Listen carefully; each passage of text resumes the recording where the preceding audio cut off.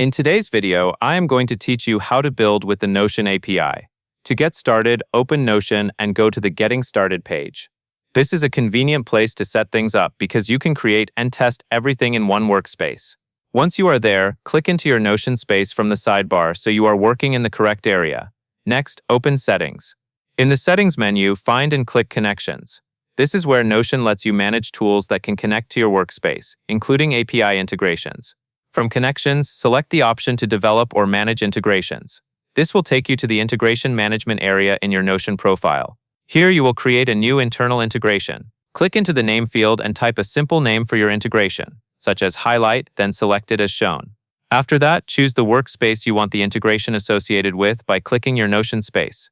This step matters because an integration can only access content inside the workspace it is created for. When everything looks correct, click Create. After the integration is created, click the highlighted option shown on the integration screen to continue. Then go back to Notion, again to the Getting Started area, and click the highlighted part of the page shown in the walkthrough so you are ready to add a database. Now click New Database.